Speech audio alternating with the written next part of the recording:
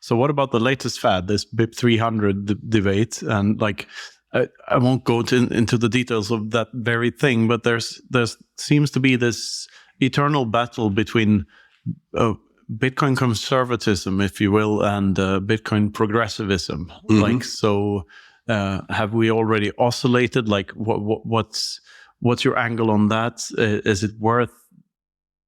Like, how much should we resist change, and how much should we push for change, and how hard is it to change it? Like, do you see Bitcoin ever hard forking again? I know there are some issues that need to be resolved, but yeah, I mean, I think technically most of these are soft forks, and there's a surprising amount you can do with a soft fork. Like, it turns out to be more powerful than people originally thought. But I think nevertheless, the question is, like, historically, Bitcoin has resisted any change that has not got widespread technical consensus. Like, all the technical people agree it's the best approach to a given like problem or new feature, and that, you know, the ecosystem like it, i.e. the Bitcoin investors like it. Because the way I look at the fork wars is, you know, I think a lot of people, like everybody from different viewpoints, learned from it, I think, and weren't sure how that was going to resolve. Some people thought miners had a lot of control, and so they lobbied miners. It turned out they had very little control. Other people thought developers had control, but, you know, the solution didn't involve the developers. And really, it turned out that the market won, you know. So the people that, I mean, I look at like the labor theory of value fallacy, right? If I'm a gold bug and I'm buying gold, and some miners have a revolt over there and decide they're going to dig up some lead and expect me to pay for it because it costs money to dig out of the ground, I'm like, I don't care. I want gold. I don't care how expensive it was to mine the lead. I don't want it. And they're either going to go bankrupt or they're going to stop, right? So I think that is ultimately what happened with, you know, with this fork drama, which is that, you know, the miners and the people lobbying them were philosophically wanting to make a different trade-off for Bitcoin, sort of dilute Bitcoin's immutability and censorship resistance and like decentralized robustness, trade that off for some cheaper like on-chain transactions. Yeah. And the investors said, no, we don't want that. And they have a way to assay the digital gold, which they run a full node.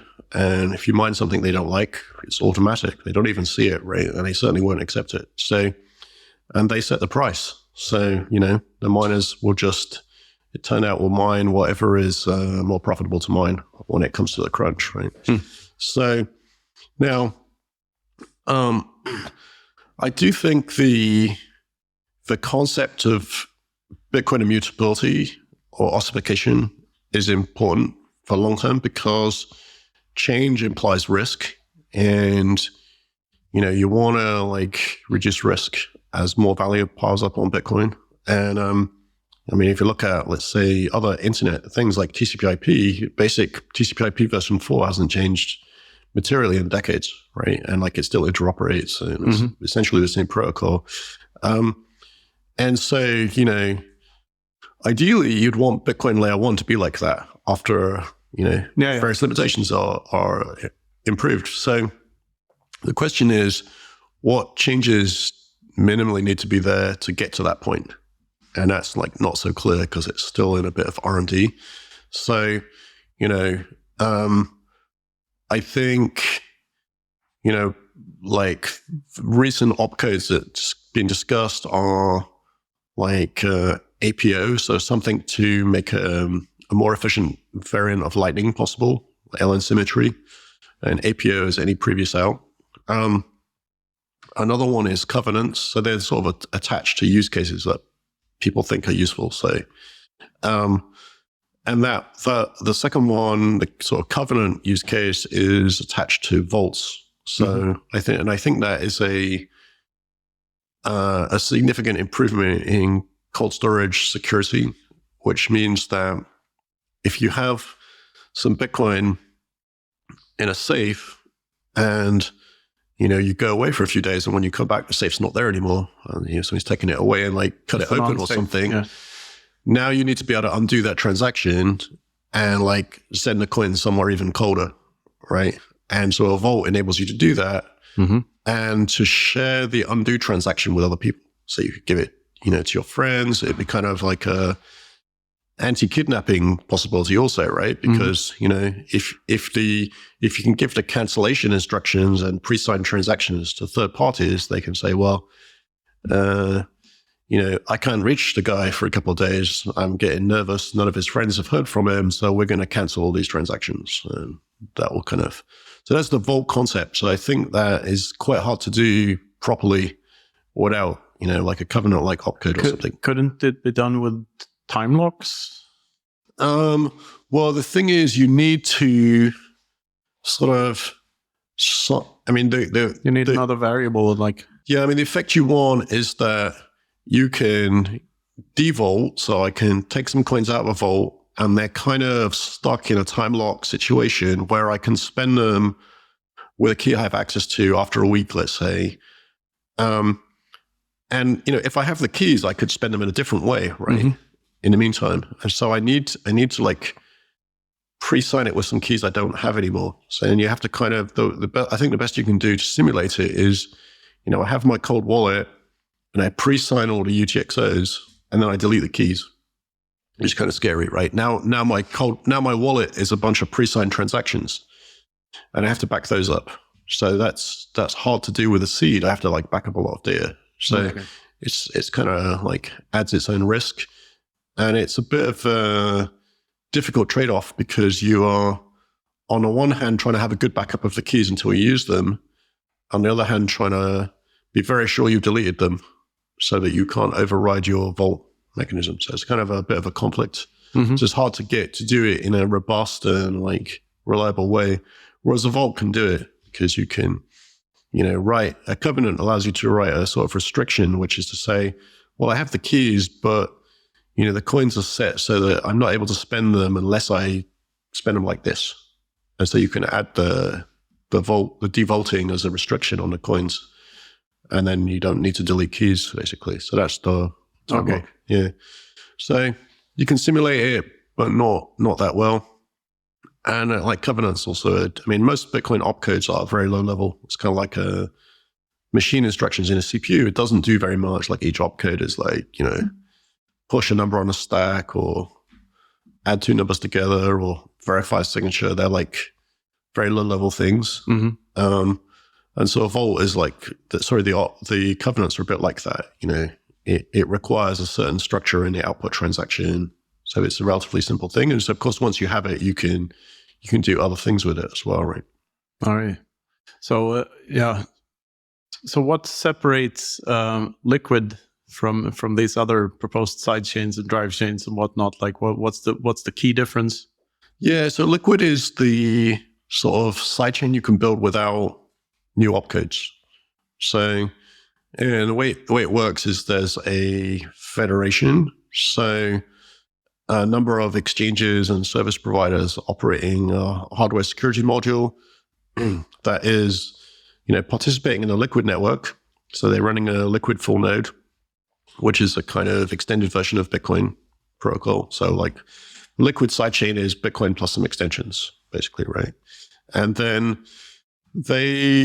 and from the Bitcoin's perspective, the coins look like they're in a big multisig. And these hardware security modules will, accept coins in and let people claim them on Liquid as Liquid Bitcoin.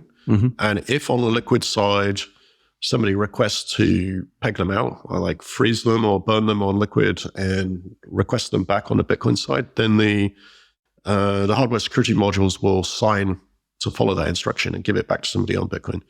So it has, it's not as censorship resistant or like a not as good a place to do cold storage as Bitcoin, but for its kind of general purpose of like medium-sized transactions, short-term trading or transacting, and it has some advantages. So, for example, one of the extensions is stable coins, so you can have other assets. And so that's convenient because now you can do kind of limit orders and atomic swaps between, different assets. Whereas on Bitcoin, there's only one asset, it's Bitcoin, right? So you get that. And so the difference is really that, if something goes wrong on Liquid, Bitcoin doesn't really know or care about it. All it sees is a multisig, right? Whereas I think there are a few different types of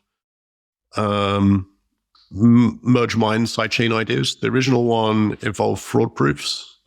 The idea there was with the merge mining, there would be, the Bitcoin miners would be also hashing the sidechain. So they wouldn't like look at the sidechain to see if it's valid necessarily, but they would like put a timestamp on it or something, right? So they dedicate hashing power to it. Yeah, I mean, it's merge mine. So, they mine Bitcoin and then they put the checksum of the most recent sidechain block into the main Bitcoin block. But it doesn't, if the sidechain like has a bug and forks, like experimental or something, it won't fork the Bitcoin network. They can ignore it. And typically the sidechain could be, the Bitcoin chain can be progressing forwards, processing transactions, adding new blocks, while the merge mining is doing a reorg, like undoing a transaction or orphaning something that was a mistake on a sidechain. So there's not really any pressure on a sidechain to want to undo Bitcoin blocks just to undo something on a sidechain. Because that's one of the concerns, right? It's like they get a lot of economic activity on a sidechain and something goes wrong and then they desperately want to undo it. And then they come and try to plead with the miners to pay them to undo the whole chain, right? And you want Bitcoin to like never go backwards. You don't want people to shitcoin on Bitcoin, right? Yeah, well, I mean, you don't want to import the incentive to undo mistakes onto Bitcoin. It's just kind of like Ethereum, right? They made some god-awful mess. They like screwed something up big time, and the people affected financially were the insiders, and so they like undid a bunch of stuff. Yeah. And now there are 2 Ethereums, right? And so, if that was a Bitcoin sidechain and not Ethereum, what would they have come in on one that's tied to Bitcoin, like block height? Now they wanted to undo it, what would they do? Come to the miners and say, could you please undo that? I mean, I think it's very difficult in Bitcoin. People have tried that. Like a number of exchanges have got hacked for large amounts of money, like Bitfinex back in 2015. They resolved it now. They raised the money like a long time ago. So it's long resolved, but at the time people were wondering, and more recently, I think last year or two, Binance had some hack and they came and tried to talk to developers or miners to say, could you undo it? Like, I mean, not really. No. I mean, just imagine the chaos if it was undone, like just the accounting costs, like, because other things could get replayed or double spent if something was redone. It's not remotely worth it. No. So it doesn't make any sense. So it would mess with the incentive structures, basically. Yeah. So that's one concern. And then a drive chain. So the original sidechain is like merge mined, and it presents a compact proof to Bitcoin. So it adds a soft fork to Bitcoin.